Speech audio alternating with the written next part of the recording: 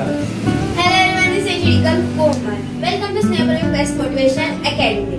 आज मैं आपको स्टोरी बताने वाली हूँ। मेरी स्टोरी का ये नाम है कि एक शिकारी और बाज। एक शिकारी रहता है जो हर दिन जंगल में शिकार करने जाता है, मतलब वो प्राणी का शिकार करता है और अपने परिवार का पेट पालता है, मतलब उन्हें खिलाता है। तो ऐसे एक दिन आया, शिकारी शिकार करने गया। उसने बहुत ढूंढा पर उसे एक भी प्राणी नजर नहीं आया। फिर वो एक थक हारकर पेड़ के नीचे बैठ गया। फिर वो सोच रहा था कि आज मेरे परिवार का पेट कैसे भरेगा, क्या वो भूखे ही सोएंगे। तो फिर उसे एक पेड़ पर लटका हुआ बाज दिखा। फिर शिकारी दौड़कर उसके पास गया और उसे उतार लिया।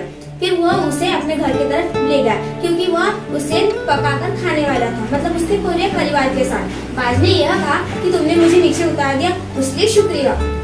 तो अभी मुझे छोड़ दो, मुझे अपने घर जाना है। फिर शिकारी ने कहा कि आज तुम मेरे घर का भोजन बनोगे। फिर बाज सोचते रहा, आज तो मेरा आखिरी दिन है, मैं क्या करूं। फिर शिकारी ने कहा तुम तो आज मेरे घर पर ही चलोगे, कितना भी छूटने की कोशिश करो, मैं तुम्हें नहीं छोड़ूंगा। फिर बाज ने कहा मेरी एक आखिरी इच्छा है, क्या तुम पूरी करोगे।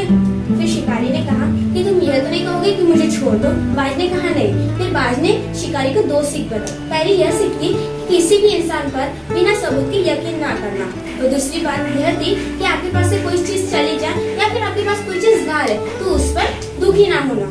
फिर शिकारी और बाज चलते गए घर की तरफ। फिर बाज ने दिमाग लड़ाया कि मैं शिकारी को ऐसा लड़ाता हूँ कि वो मुझे छोड़ दे। फिर बाज ने शिकारी से कहा कि मैं तुम्हें एक दिन में या फिर एक मिनट में अमीर बना सकता हूँ। फिर शिकारी खुश हुआ।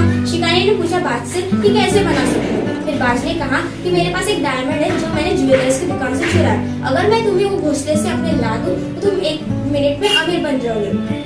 फिर शिकारी ने उसे छोड़ दिया। फिर बाज एक डाली पर जाकर बैठ गया, पेड़ के डाल पर। तो फिर बाज ने यह कहा कि तुम मेरी सीख भूल गए, मेरे पास तो कोई डायमंड नहीं है, मैंने सिर्फ छोड़ने के लिए एक बहाना बनाया, एक तुमसे झूठ कहा।